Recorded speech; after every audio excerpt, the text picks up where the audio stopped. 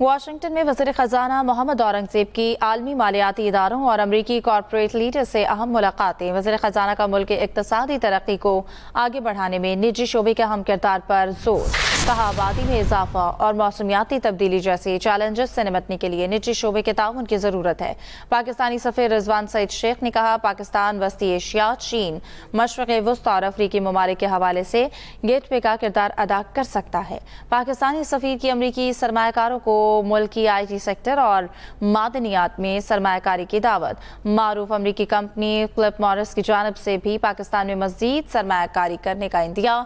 नायब सदर world bank की मुआशी इस्तेहकाम के हवाले से हुकूमती पॉलिसियों की तारीफ, मुकम्मल एतमाद का इजहार किया। एग्जीक्यूटिव डायरेक्टर IMF ने भी पाकिस्तान हुकूमत की मुआशी पॉलिसियों और इस्लाहाती अमल की तारीफ की। वज़ीर ख़ज़ाना मोहम्मद औरंगज़ेब ने वाशिंगटन में मूडीज़ की कमर्शियल टीम से भी मुलाकात की। वज़ीर ख़ज़ाना की टीम को पाकिस्तान के मुआशी मंजरनामे पर ब्रीफिंग, माली, करंट अकाउंट सरप्लस, महंगाई, मुस्तहकम ज़र मुबादला की शरह और ज़खायर में बेहतरी को उजागर किया। इरशाद अंसारी से बात करेंगे। जी इरशाद अंसारी, अपडेट कीजिएगा।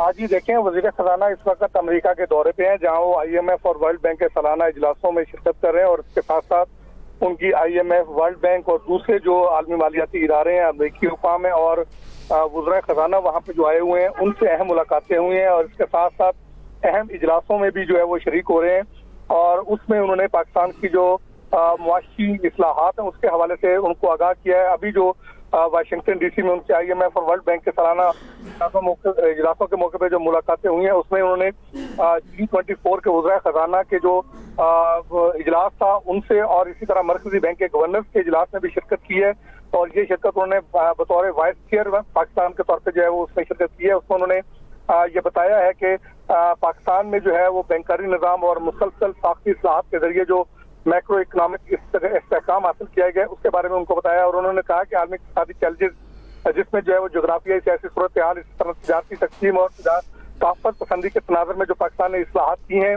उसके नतीजे में पाकिस्तान में इक़्तिसादी इशारे बेहतर हुए, इक़्तिसादी तरक्की की जो है रफ्तार उसमें तेजी आई है और इसके साथ साथ उन्होंने इस बात पे भी जोर दिया कि इलाकाई राहदारियों और तजारती रवाबत के साथ साथ जनूबी तावन को फरोग देने की जरूरत है ताकि इलाकाई जो तजारत है उसमें जो है वो फरोग हासिल हो सके।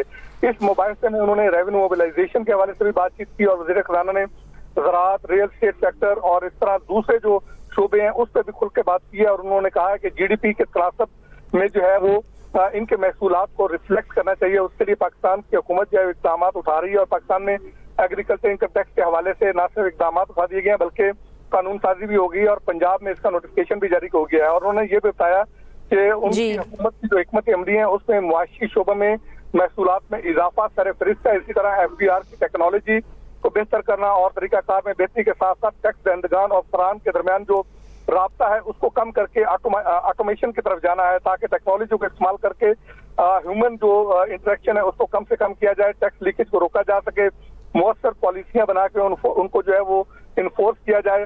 और इसी तरह उन्होंने फिर जो है वो अटलांटिक काउंसिल जो है उनके जो जियो इकोनॉमिक सेंटर्स है उसमें भी जो है वो उन्होंने शिरकत की है। उन्होंने 2025 और उसके बाद की पाकिस्तानी मैशत के चैलेंजेस। ठीक है, बहुत शुक्रिया इरशाद अंसारी।